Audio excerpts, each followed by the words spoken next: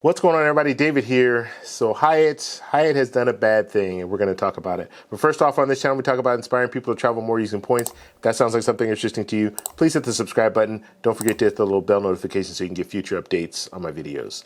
Okay, so I want to talk about this Hyatt change. So they're changing to peak and off peak, so you'll have different pricing. That means that when you redeem points, you're going to have to redeem them for more or less. So we're going to dig into it and talk about some of the pros and the cons. So let's go ahead and get started. So first, talking about the pros, the pricing will be in advance. So you'll have 13 months in advance. You'll know, they'll put out the calendar. You'll know when the peak days are and when the off-peak days are. So that's good. So you can kind of set your schedule around that. So if you do have some travel that you're going to do, you'll know exactly how many points you're going to need in order to redeem a free night. Or if you want to do the points plus cash, you'll at least know how many points you're going to need to use. And then the cash is going to be determined by what the room rate is. So you will know that. So that's good. Some of the other pros, the off-peak will be for like a category 1 off-peak. You're looking at 3,500 points. So that's less than the normal. So the normal standard would be 5,000 points. And that's the way it's been in the past for category 1. So now if you find an off-peak deal, then it will work out for you. Also, when you're looking at the off-peak and the peak, let's say you stay one night off-peak and then one night peak, it rounds out to be the same. So it would be just like a standard room. So if let's say you're staying in a category 1 and you're using 5,000 points, like let's say tomorrow I want to stay at a category 1, I use 5,000 points for 2 nights. 5,000 points each night. So let's say in the future after March, because this will all go in effect March 2020. So let's say after March, I book an off-peak day and I book a peak day. It's still going to even out to be the same. So that's something else that's good. They're not making the changes that drastic to where you're going to be using more points regardless. In situations where you can find a peak and an off-peak, you'll still be able to use the same amount of points, so that's good. And so then looking at the cons, the only real con that I can see is the fact that if you do fall into that peak category, you are going to use more points. But if you don't fall into the peak category, you're still going to be using either less points or you're going to be using the same amount of points that you were using in the past.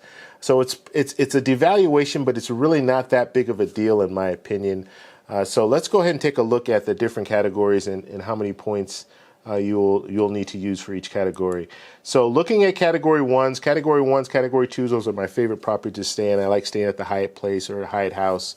Looking at category 1s, if it's off peak, it's going to be 3,500 points. If it's standard, it's going to be 5,000. If it's peak, it's going to be 6,500. So not too bad, not that big of a change. The percentage, and I'm using the Points Guy website, the percentage for peak you see with category 1 is the highest percentage. Okay, so as you move down the list, the percentage gets lower and lower, which I think is good too, in the sense that if you're staying at a category 8, the jump from point value to point value is not going to be as high, so that's good. Category 2s, you're looking at 6,500 for off-peak. Standard, you're looking at 8,000, and then peak, you're looking at 9,500. Category 3s, 9,000 for off-peak, 12,000 for standard, 15,000 for peak.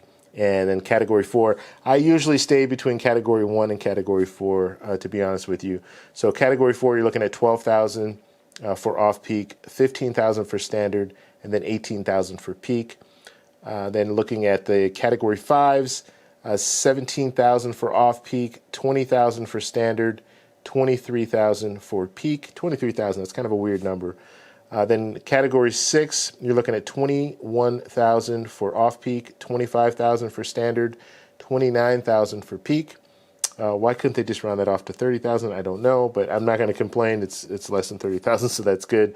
Category 7, 25,000 for off-peak, 30,000 for standard, 35,000 for peak. And then category 8, you're looking at 35,000 for off-peak, 40,000 for standard, and 45,000 for peak. So although they're changing with the peak and it will jump up a little bit, I don't think it's a real big issue. I was more disappointed when Hyatt changed their point plus cash setup, where they changed it to 50% of the point value that you would use for whatever category it is, and then 50% of the room rate. So I'll be using the set points, but the cash I'll be paying a little bit more depending on how much that room rate is. So I don't like the fact that it does change. But my overall opinion with this devaluation, I don't think it's that big of a deal, and I'm still going to stay at Hyatt properties. I still think Hyatt is the best option, especially if you have Chase credit cards and you have the Ultimate Reward points. It's the best transfer partner that they have out there. Marriott can't compare and I'm talking about if you have Ultimate Reward points. If you're transferring them into to Marriott or to IHG, they're not as valuable as transferring them over to Hyatt. So I'll still be using Hyatt whenever I can. But I'd love to know what you guys think. What do you guys think about this whole change, this devaluation? It will be happening in March, like I said, 2020, so it's not going to be immediate. Let us know down below what you guys think about it. Are you going to stay at Hyatt? Are you now going to move to another hotel chain because of this? Let us know down below. If you like this video, please give me a thumbs up. Please subscribe for more, and I'll talk to you in the next one.